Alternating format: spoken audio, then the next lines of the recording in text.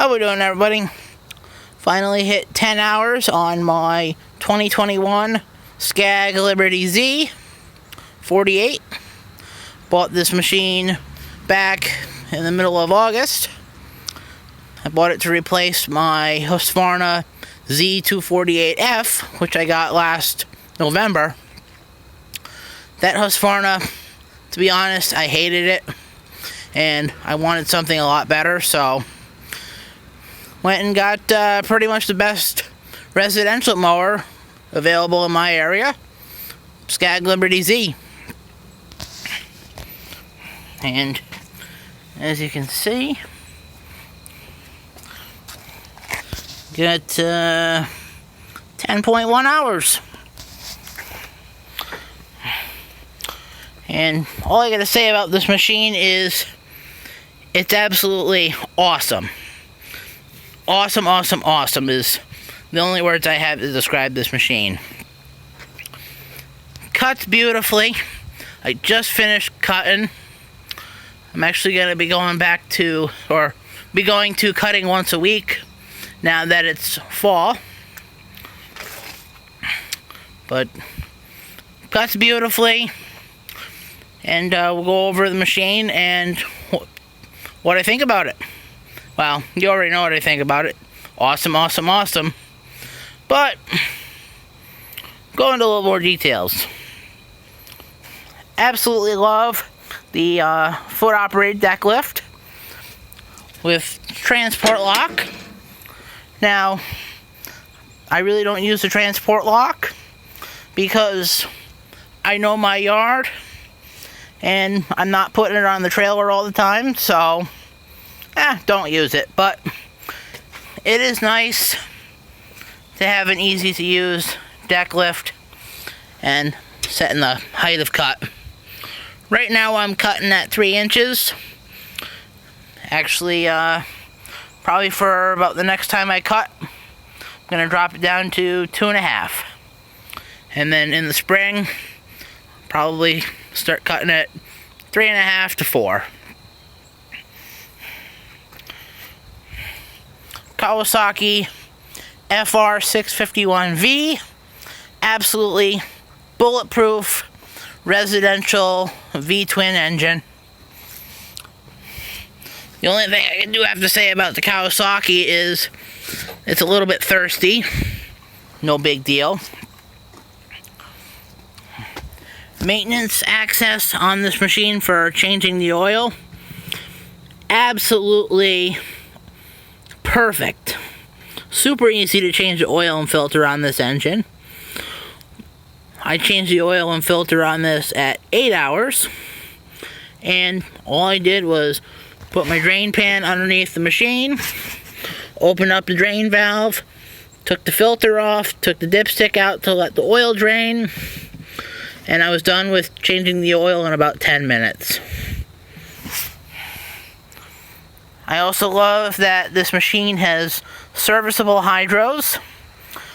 It's running the Hydrogear ZT2800, which is Hydrogear's highest level residential transaxle, which don't have to touch them until 100 hours. So at that 100-hour mark, I will take the machine back to my dealer and have them do the hydro service on it for me. Other than that, I'm doing all the maintenance on the machine myself. And, you know, all I have to do with it really is just keep on top of my oil changes once a season, because I probably won't put enough hours on it to change it, you know, every 100 hours like Kawasaki says. So I'm going to be just changing it once a season in the fall.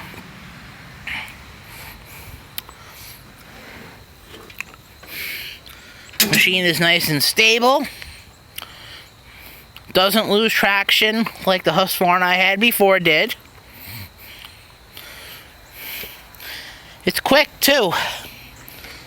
Maximum speed is 7 miles an hour with the 2800s. And I absolutely love how big the rear tires are. They're a 20 by 10 on an 8-inch rim. And the reason I have my deflector off is I normally run a block plate on this with the Eliminator mulching blades. However, for the fall, I figured I would just side discharge. And then probably for summer is when I'll be mulching. But during the spring and fall, I'll be side discharging.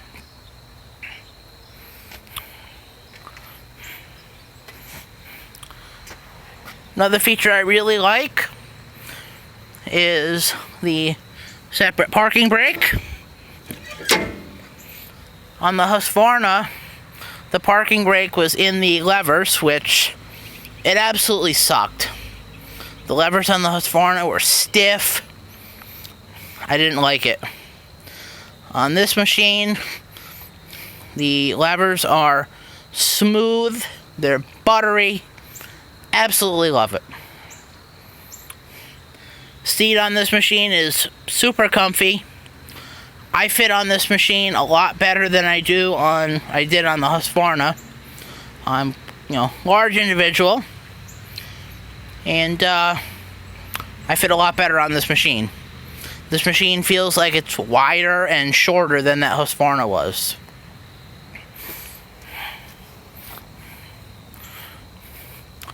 Love having the fuel gauge. I've actually only had to fuel this thing up twice. I filled it up when I was bringing it home from the dealer, and when I had about, I think it was like 7 or 8 hours on it, it was getting pretty low, so I topped it up. Like the fuel valve, say if when I'm servicing the fuel filter,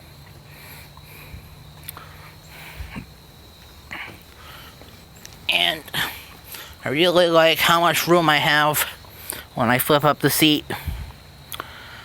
When I'm done mowing, every time I always take my blower and blow off the machine. Keep it, fairly clean. So, nice to have nice big access to the, everything for cleaning and maintenance and everything. Battery lives behind that plate there. It's 2 nuts and 2 bolts to take it out. I actually have pulled the battery out once to install my Noco Genius 1 battery tender, which keep it plugged in the wintertime, keep the battery fully charged. And I like how simple the electrical system is. 2 fuses, and that's about it, I believe. I haven't had to do anything to the electrical system other than putting the battery tender in, so can't say anything about that. Now, this machine does have a 5-year, 750-hour warranty, which is awesome. Kawasaki's got a 3-year warranty. And if you notice, I did upgrade the air filter on the engine to the canister style heavy duty air filter. Make the engine last a lot longer. Post a link to the air filter kit in the description. He's got kits for the FR series, and I believe he also has kits now for the FS series. Well, so in conclusion, I absolutely love my 2021 Scag Liberty Z 48. Completely awesome machine. And I've got a great dealer to support it. Bought this from Gano's Power Equipment in Colchester, Connecticut. If you're in Connecticut, specifically Eastern Connecticut, and you need a Scag or any other equipment, definitely check them out. I'll post a link to their website in the description as well. Thanks for watching.